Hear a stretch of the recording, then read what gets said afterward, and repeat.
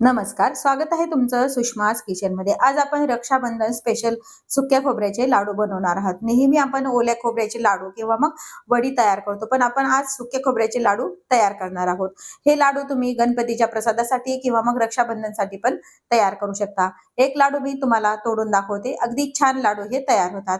तुम्ही हे लाडू फ्रीजच्या बाहेर साधारण 10 ते 15 दिवस छान राहतात आणि फ्रीज मध्ये जर ठेवले तर 1 महिनाभर पण छान टिकतात। या लाडू मध्ये कधी कधी मिश्रण हे कोरडं होतं किंवा मग जास्त ओलसर राहतं, लाडू बनल्या जात नाही किंवा वडी बनल्या जात नाही। अशा यासाठी मी भरपूर साऱ्या टिप्स यामध्ये दिलेल्या आहेत। व्हिडिओ शेवटपर्यंत बघा। रेसिपीला सुरुवात करूया। सुके खोबऱ्याचे लाडू बनवण्यासाठी इथे मी 2 वाट्या सुकं खोबरं घेतलेले आहे। हे मार्केटचा जो खीस असतो तो मी घेतलेला आहे। तुम्ही घरी पण खोबऱ्याचा खीस तयार करू शकता। 1 वाटी साखर घेतली आहे। साखराचं प्रमाण तुम्ही कमी पण करू शकता। जर तुम्हाला गोड कमी लागत असेल तर थोडीशी साखर कमी केली तरी चालते। 2 चमचे मी खसखस घेतली, ड्रायफ्रूट्सचे काप घेतलेत, वेलची घेतली आणि अर्ध वाटी पाणी घेतले। या प्रमाणामध्ये हे लाडू अगदी छान तयार होतात। हे जे आपण सुक्कं खोबरं घेतलंय ते आपल्याला कोरडंच असं भाजून घ्यायचंय। त्यासाठी मी कढई गरम करायला ठेवलेली आहे आणि 2 वाट्या सुक्कं खोबरं यामध्ये मी टाकून घेतलंय। मीडियम हीटवरती हे आपल्याला भाजून घ्यायचंय। खोबरं भाजतानाच यामध्ये ही 2 चमचे मी खसखस पण टाकून घेते, म्हणजे त्या खोबऱ्यासोबत आपली खसखस पण छान भाजले जाते। यामध्ये खसखस किंवा बदाम नाही वापरले तरी चालतं, फक्त तुम्ही साखर आणि खोबरं वापरून पण हे लाडू किंवा वडी बनवू शकता। खोबरं आपलं थोडंसं गुलाबीसर झालंय आणि खसखस पण त्यासोबत आपली भाजल्या गेलेली। एका ताटामध्ये हे सर्व जिन्नस काढून घेऊया। आता कढईमध्ये आपण 1 वाटी साखर टाकून घ्यायची। आपल्याला साखरेचा पाक वगैरे काही बनवायचा नाही, फक्त साखर विरघळून घ्यायची आणि अर्धी वाटी पाणी टाकून घ्यायचं आणि साखर छान विरघळून घेऊया। पाक वगैरे बनवायचं नसल्यामुळे हे लाडू अगदी छान पण बनतात आणि करायला पण सोपे आहेत। आता साखर यामध्ये व्यवस्थित अगदी विरघळल्या गेली पाहिजे। आपण साखर विरघळायला ठेवली तोपर्यंत मी एका ताटामध्ये तूप टाकून ह्या ताटाला लावून घ्यायचे, म्हणजे हे मिश्रण जर यामध्ये टाकलं तर खाली चिटकणार नाही। मी साहित्यामध्ये साजूक तूप सांगायची विसरलेली आहे।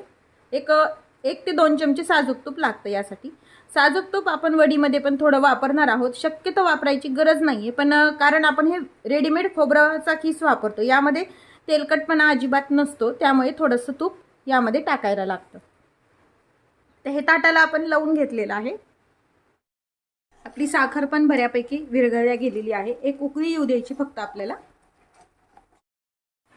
हे साखरेच्या याला छान उकळी आली। यामध्ये बदामाचे काप टाकून घ्यायचे। मी यामध्ये फक्त बदाम वापरते, तुमच्या आवडीने तुम्ही तुमचे ड्रायफ्रुट्स वापरू शकता। अर्धा चमचा वेलची आणि जायफळ पावडर आणि हे जे तयार आपण भाजलेला खीस आहे हे यामध्ये टाकून घ्यायचा आहे। गॅस मात्र अगदी कमी ठेवायचा, पाक करताना पण आणि हे खीस टाकताना पण, आणि हे छान सर्व जिन्नस एकत्र मिक्स करून घेऊया।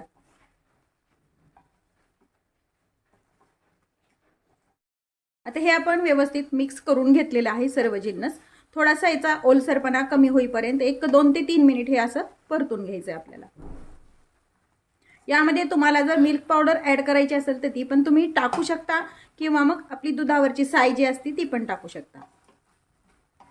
पण अगदी मोजक्या साहित्यात आपण हे लाडू बनवतोय, त्यामुळे मी जास्त पदार्थ यामध्ये वापरलेले नाहीयेत। आता मिश्रण छान एकत्र झालंय आपलं। या स्टेजला यामध्ये 1 चमचा साजूक तूप टाकून घ्यायचंय।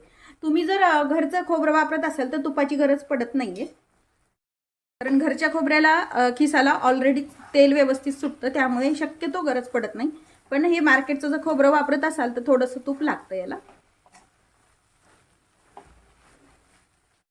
तर हे मिश्रण लाडू बनण्यासाठी तयार आहे का हे पाहण्यासाठी एका प्लेटमध्ये थोडंसं मिश्रण आपण काढून घ्यायचंय। थोडंसं हे मिश्रण व्यवस्थित थंड झाल्यानंतर, म्हणजे आपण हात लागू देऊ इतपत हे थंड करून घ्यायचंय आणि याचा लाडू बनतो का ते आपल्याला बघायचंय। तोपर्यंत आपण इकडला गॅस बंद करून घ्यायचा आहे। मिश्रण हे छान थंड झालंय, पाहू शकता याचा छान गोळा तयार होतोय आता, म्हणजे आपले हे लाडू बनायला व्यवस्थित तयार आहे। बनताना असे व्यवस्थित मुठीमध्ये हे असं जर तुम्ही धरलं तर हे व्यवस्थित असं एक संघ होतं आणि लाडू छान बनला जातो। आता हे यामध्ये टाकून घेऊया आणि हे मिश्रण तूप लावलेल्या ताटात काढून घेऊया। या ताटामध्ये हे मिश्रण आपण काढून घेतोय।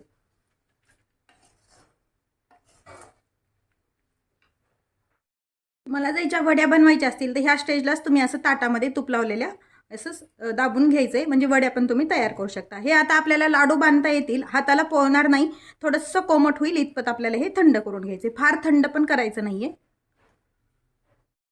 तर हे मिश्रण बऱ्यापैकी थंड झाले, थोडंसं हाताला तूप लावायचे आणि याचे लाडू तयार करून घ्यायचे।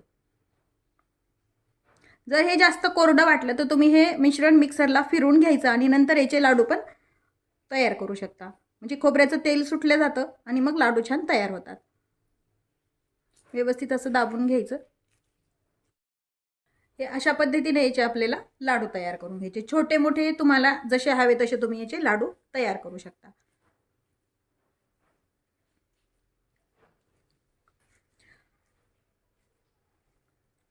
या पद्धतीने आपण सर्व लाडू तयार करून घेऊया। तयार आहेत आपले रक्षाबंधन स्पेशल सुक्या खोबऱ्याचे लाडू। हे लाडू तुम्ही गणपतीच्या प्रसादासाठी पण बनवू शकता किंवा मग राखी पौर्णिमेला पण बनवू शकता। अगदी छान चवदार आणि चविष्ट लागतात आणि अगदी मोजक्या साहित्यात हे लाडू तयार होतात। यातला एक लाडू मी तुम्हाला तोडून दाखवतेय, पाहू शकता तुम्ही, अगदी छान मऊसर असे हे लाडू तयार होतात। कधी कधी काय होतं, हे मिश्रण खूप मोकळं होतं, मग अशा वेळेला काय करायचं, हे थोडंसं मिक्सरला फिरून घ्या किंवा याला थोडंसं तूप किंवा मग दूध वापरून याच्या वड्या किंवा मग लाडू पण तयार करू शकता। कधी हे सैलसर होतं, सैलसर झाल्यानंतर पुन्हा कढईमध्ये घालून हे थोडंसं परतून घ्यायचं आणि याचे छान लाडू आणि वड्या तयार करू शकता। रेसिपी नक्की करून पहा। रेसिपीला लाईक करा, चॅनलला सबस्क्राईब करा, तसेच बेल नोटिफिकेशन पण ऑलवर प्रेस करा, म्हणजे तुम्हाला माझ्या प्रत्येक नवीन रेसिपीचं नोटिफिकेशन सर्वात आधी येईल। अशाच नवीन रेसिपीसोबत पुन्हा भेटूया, तोपर्यंत बाय बाय। व्हिडिओ पाहिल्याबद्दल खूप धन्यवाद।